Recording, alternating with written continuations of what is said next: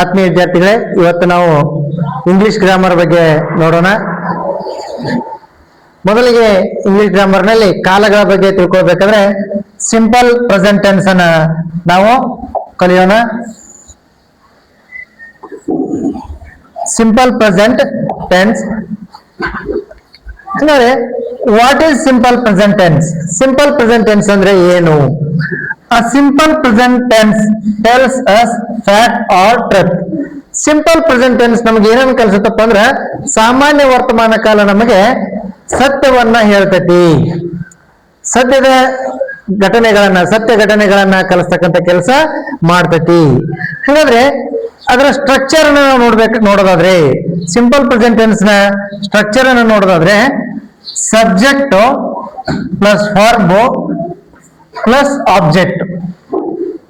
Subject ಅಂದ್ರೆ ನಿಮ್ಗೆ already ಗೊತ್ತೈತಿ ಯಾವಪ್ಪ ಅಂದ್ರ I, we, you, he, she, it,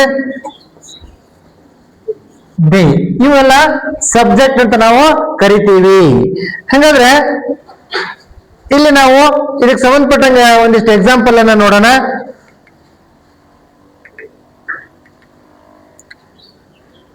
subject I ಇರ್ತಕ್ಕಂತಹ ಒಂದು ಎಕ್ಸಾಂಪಲ್ ನೋಡೋಣ. ಐ ಗೋ ಟು ಸ್ಕೂಲ್, ನಾನು ಶಾಲೆಗೆ ಹೋಗುತ್ತೇನೆ.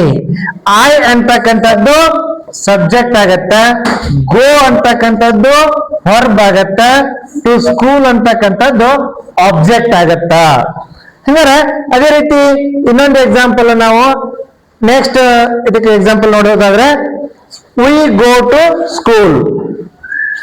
ವಿ ಗೋ ಟು ಸ್ಕೂಲ್ ನಲ್ಲಿ ನಾವು ವಿ ಅನ್ನೋದು ಸಬ್ಜೆಕ್ಟ್, ಗೋ ಅನ್ನೋದು ವರ್ಬ್, ಟು ಸ್ಕೂಲ್ ಅನ್ನೋದು ಆಬ್ಜೆಕ್ಟ್ ಆಗಿ ಇಲ್ಲಿ ಕೆಲಸ ಮಾಡ್ತೈತಿ.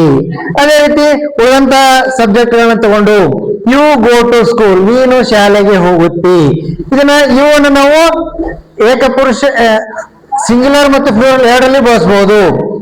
ಯು ಗೋ ಟು ಸ್ಕೂಲ್, ನೀವು ಶಾಲೆಗೆ ಹೋಗುತ್ತೀರಿ ಅಂತ ಕೂಡ ಹೇಳ್ಬಹುದು.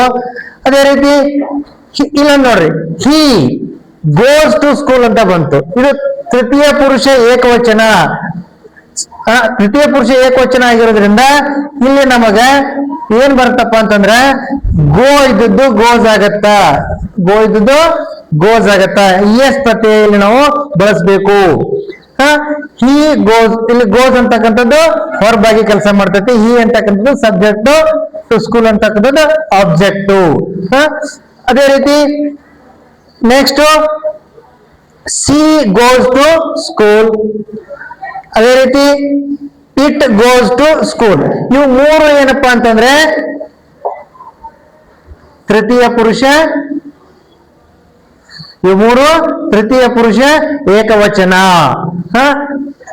ತೃತೀಯ ಪುರುಷ ಏಕವಚನ ಆಗಿರೋದ್ರಿಂದ ಇಲ್ಲಿ ನಾವು ಪ್ರತಿಯೊಂದಕ್ಕೂ ಏನ್ ಬಳಸಬೇಕಪ್ಪ ಅಂತಂದ್ರ ಎಸ್ ಪ್ರತ್ಯಯ ಅಂದ್ರ ಕ್ರಿಯಾಪದದ ಮುಂದೆ ಎಸ್ ಪ್ರತ್ಯಯವನ್ನ ಬಳಸಬೇಕು. ಕ್ರಿಯಾಪದದ ಮುಂದೆ ನಾವು ಎಸ್ ಪ್ರತ್ಯಯವನ್ನ ಬಳಸಬೇಕು. Next they go to school, ಅವರು ಶಾಲೆಗೆ ಹೋಗುತ್ತಾರೆ. ಈ ರೀತಿ ನಾವು ಸಿಂಪಲ್ ಪ್ರೆಸೆಂಟ್ ಟೆನ್ಸ್ ನಲ್ಲಿ ವಾಕ್ಯಗಳನ್ನ ರಚನೆ ಮಾಡ್ತೀವಿ. ಹಾಗಾದ್ರೆ ನಿಮಗೆ ಒಂದಿಷ್ಟು ನಾನು ಚಾರ್ಟ್ ಅನ್ನು ಕೊಡ್ತೀನಿ, ಅದರಲ್ಲಿ ನೀವು ಒಂದಿಷ್ಟು ವರ್ಡ್ಸ್ ಅನ್ನ ಕೊಟ್ಟಿರ್ತೀನಿ, ಅದನ್ನ ನೋಡಿ ನೀವು ಸ್ವಂತ ವಾಕ್ಯದಲ್ಲಿ ನೀವು ಬರ್ಲಿಕ್ಕೆ ಟ್ರೈ ಮಾಡಿ. ನಾನು ಎಕ್ಸಾಂಪಲ್ ಕೊಡ್ತೀನಿ. ಐ ಅಂತಕ್ಕಂಥದ್ದನ್ನ ಬಳಸಿ ನಾನು ನಿಮಗೆ ಒಂದು ಎಕ್ಸಾಂಪಲ್ ಅನ್ನ ಮಾಡಿ ತೋರಿಸ್ತೀನಿ. ಆ ತರ ನೀವು ಒಂದಿಷ್ಟು ಎಕ್ಸಾಂಪಲ್ ಅನ್ನ ಮಾಡ್ರಿ. I go to hotel. ನೋಡ್ರಿ, ಐ ಗೋ ಟು ಹೋಟೆಲ್, ನಾನು ಹೋಟೆಲ್ಗೆ ಹೋಗುತ್ತೇನೆ. ಇದರಲ್ಲಿ ಯಾವ್ದಾದ್ರು ನೀವು ಬಳಸ್ಕೊಂಡು ವಾಕ್ಯವನ್ನ ರಚನೆ ಮಾಡಬಹುದು. You play kabaddi. He writes letter. She sings a song. They play kabaddi. ಈ ತರ ನೀವು ಸ್ವಂತ ವಾಕ್ಯದಲ್ಲಿ ಇವುಗಳನ್ನ ಬಳಸಿಕೊಂಡು ವಾಕ್ಯ ರಚನೆ ಮಾಡಬಹುದು. ಇನ್ನಷ್ಟು ಎಕ್ಸಾಂಪಲ್ ಗಳನ್ನ ನೀವು ಮನೆಯಲ್ಲಿ ಟ್ರೈ ಮಾಡ್ರಿ. ಇದನ್ನ PDF ನಲ್ಲಿ ಕೂಡ ನಿಮ್ಗೆ ನಿಮ್ಮ ಗ್ರೂಪ್ಗೆ ಹಾಕಿರ್ತೀನಿ. Okay, all the best.